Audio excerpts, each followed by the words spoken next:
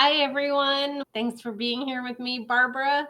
Today, we are talking about prioritization in a time crunch, how to make the best use of you as a resource in your organization, and hopefully give you some tools for how to think about it and how to approach things a little bit differently.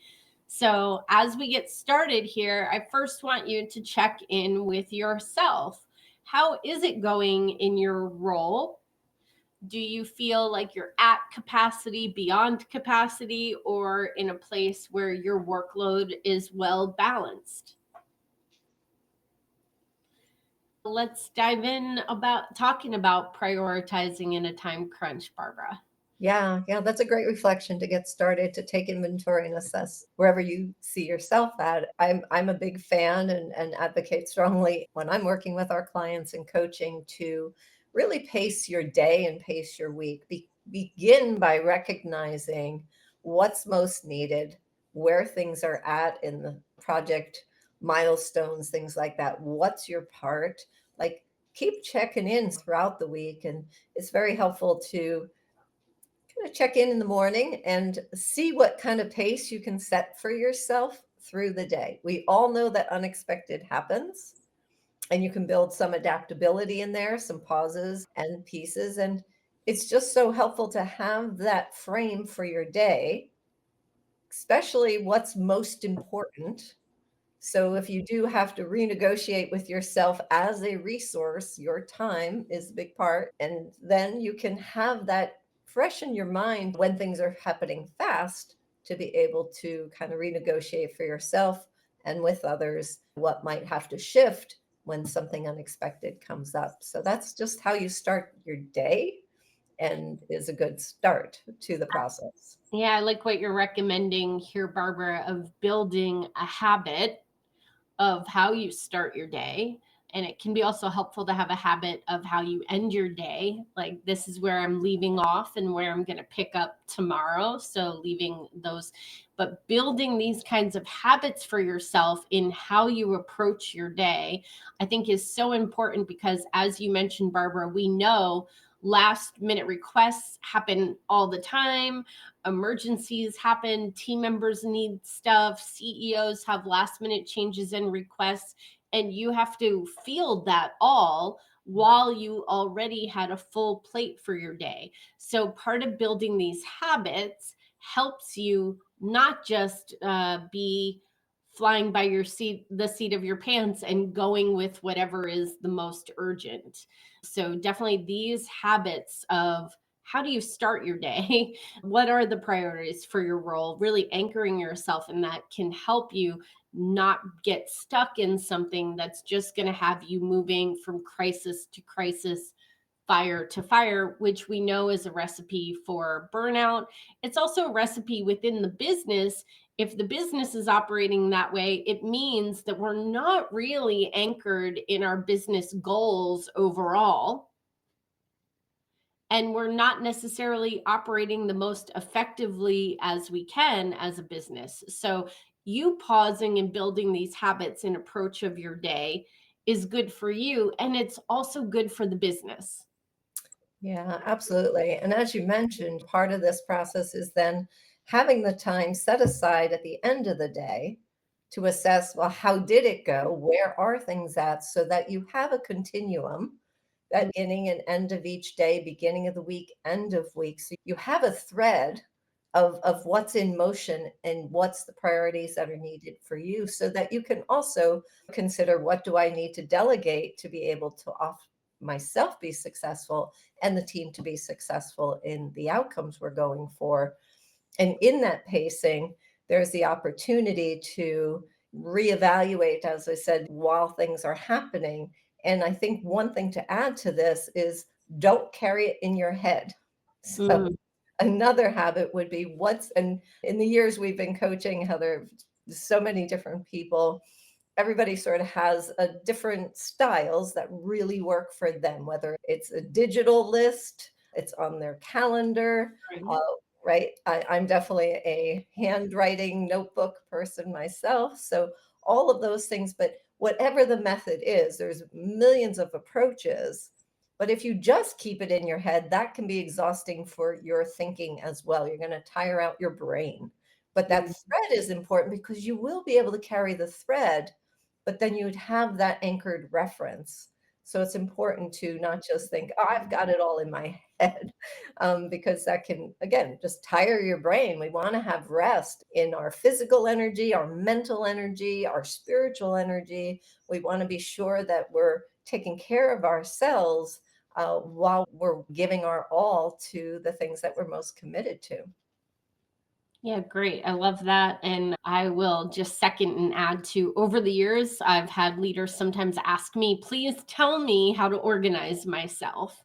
And as a coach, I can help guide by Mhm. listening to what works best for you, because it really is an individual approach, whether you work best with a digital checklist or a paper checklist, or you organize yourself in your Google Calendar, or you have a desk calendar that you organize yourself with. Notice what works best for you, but then lean into that and really develop your habit with these systems and lists and calendars and other things to find the way that works best for you to be organized. And try to make some agreements with yourself, like Barbara's suggesting the start of day, end of day check in. Those are agreements with yourself. And you can say, okay, I'm going to make this agreement with myself at the start and end of my day. I'm going to look at what I need to do and where I'm at with things, right?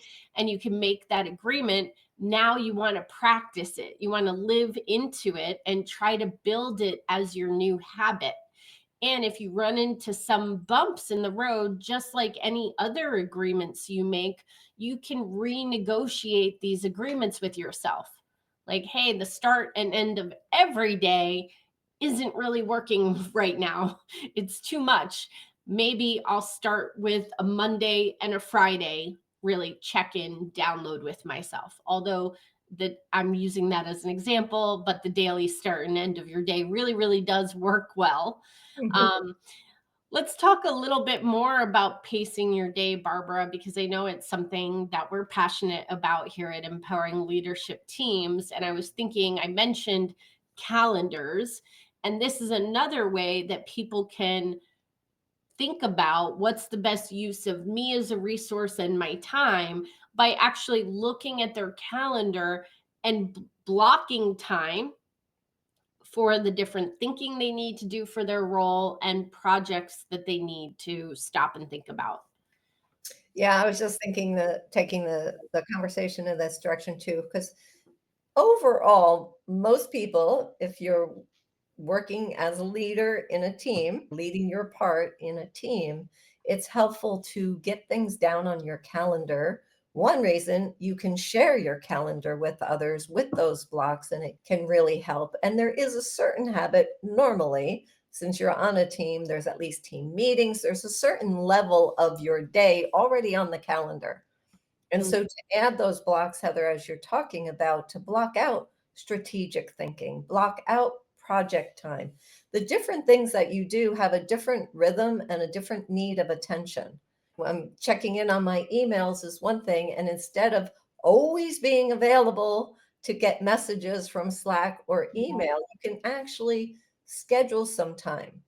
I'll start my day by checking in and answering maybe every 2 hours, maybe it's midday and afternoon, and at the end of the day, whatever the pace is, depending on the volume of messages that you need to respond to. But thinking about email and Slack is like, I want to always be available to keep things moving can really impact your productivity because that multitasking and dropping what you're doing, but you can kind of pace it by I also need project time. So maybe I'm best. The other part of this is when's my best performance for the things that I have to do, right? So a morning person might want to jump in and really work on some concentrated focus work.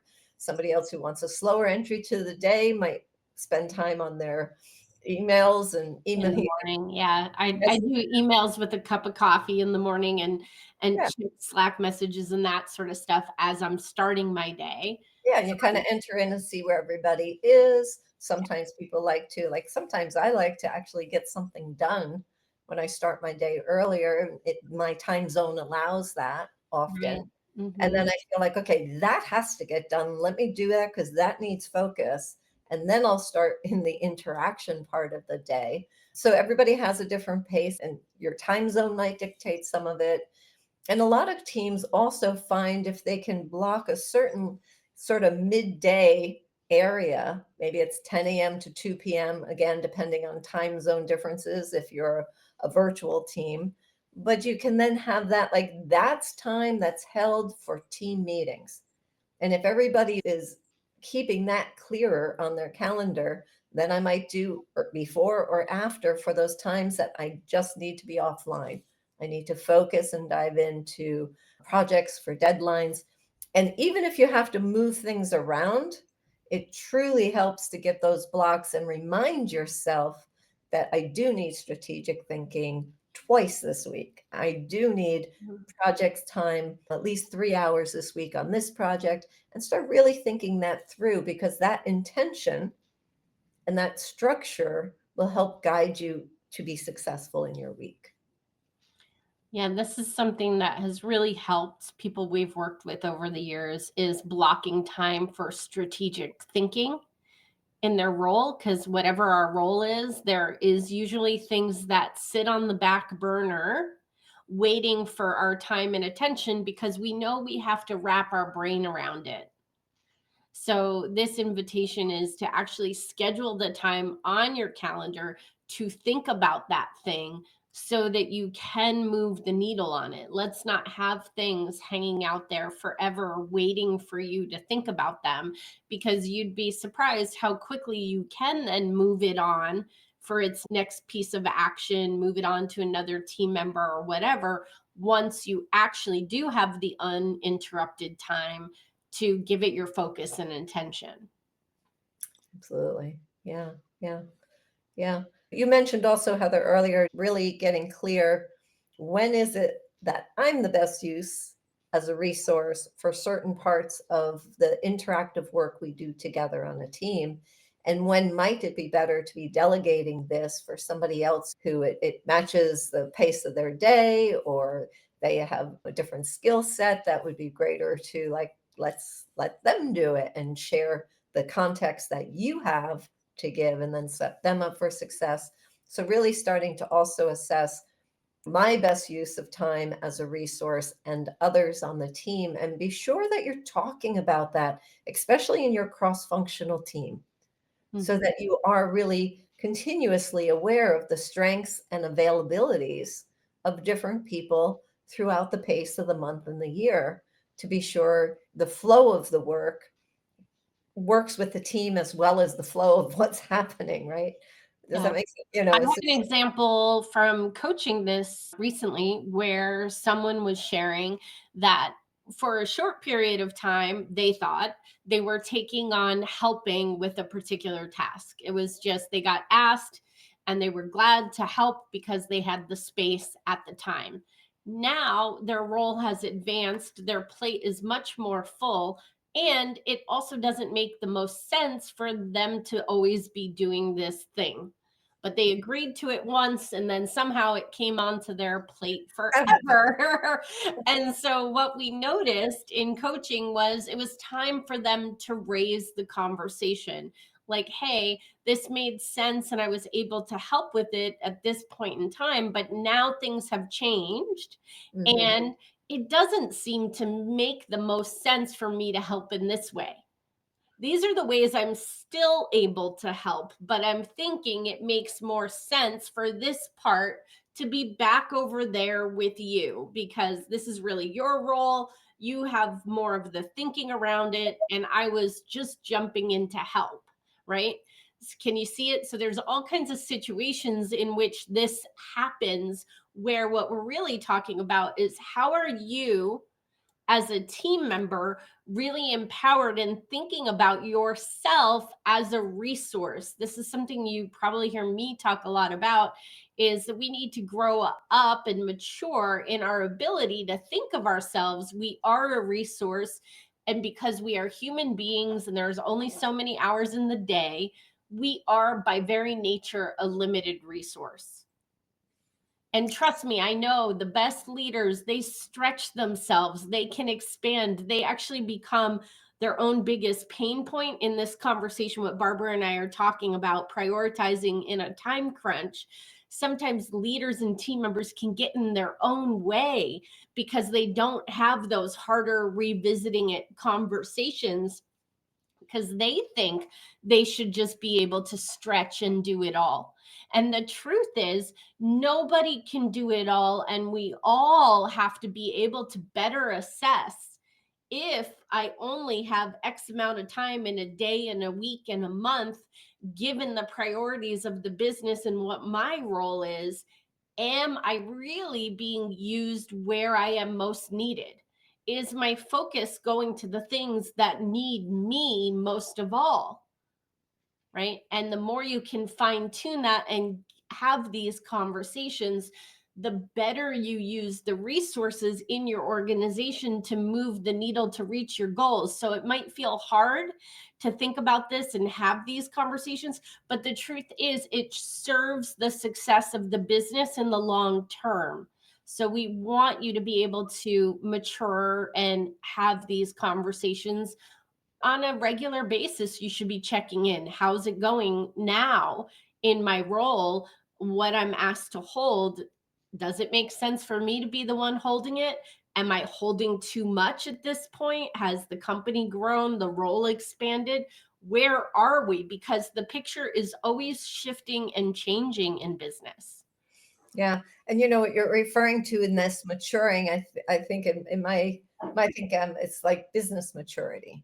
Like Right. just what Yes. you're saying, link who I am and the parts I play and the work that I do, my tasks become more grounded in the outcomes of the business and in a production of a team that makes a difference. That mindset shift really makes a difference to how we don't just check off the checklist and get what we can during the day and then figure it out the next day, like what happened and what did I do, what didn't I do, or just really just hunkering down so much we miss these opportunities when it's like, oh, wait a minute, someone else could take this piece and we could move better as a united unit to get things done. So we want to have this, it's the thinking in that business maturing. So it's business outcomes we're going for.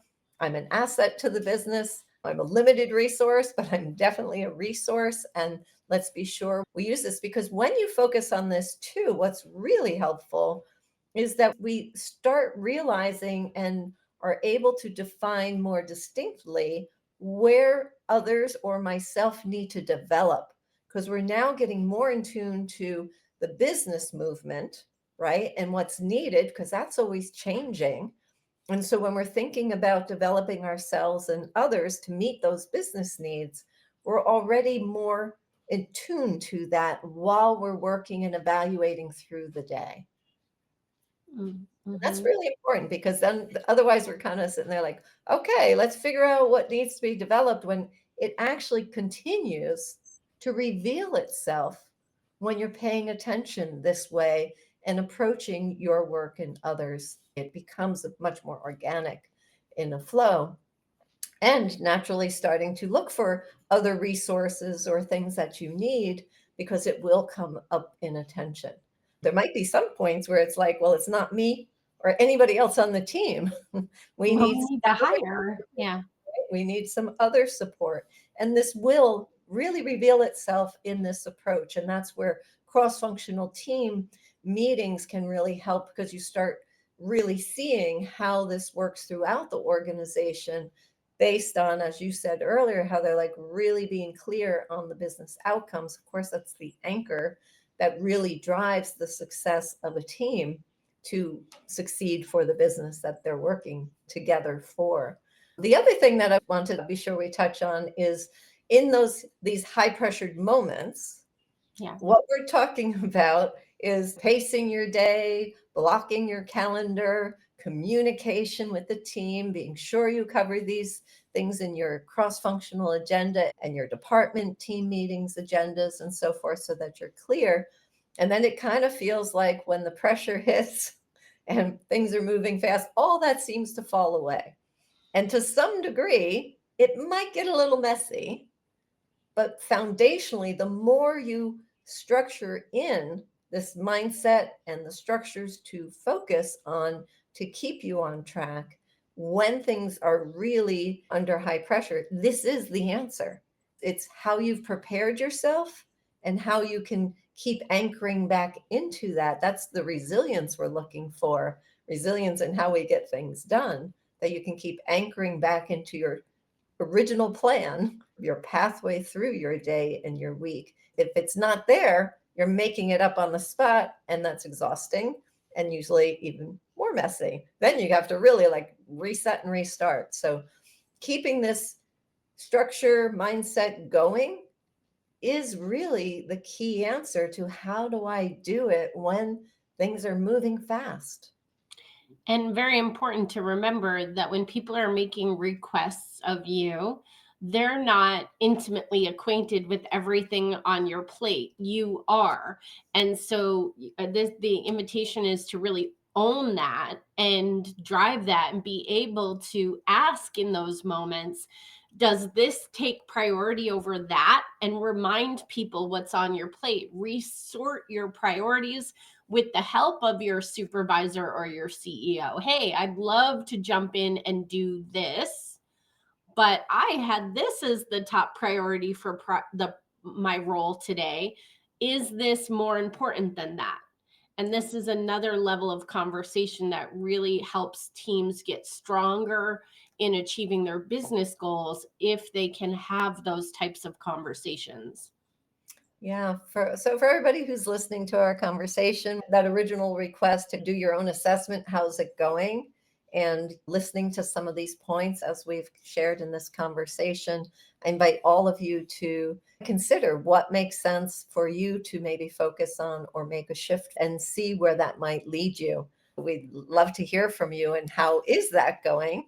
So certainly, there's opportunity to give comments from our talk today, as well as we do invite you to join on a call. We do discovery calls. They're not sales calls. There's opportunities for us to chat and see how that's going and how we can support you in really being a better resource for yourself and your team for your business success. Yeah, I love that, Barbara. You can use a discovery call to actually apply this teaching and training that we're talking about today to your role. Like, use it, get on a call with Barbara and say, this is what's happening in my role.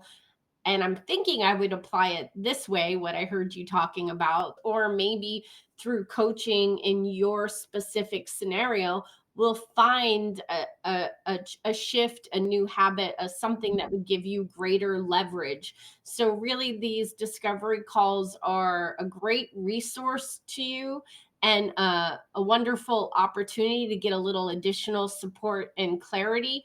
No pressure. Barbara and I love what we do, so we love to connect and hear from you. And we thank you for your time and attention in this video. Yeah, Thank you. take care. Bye.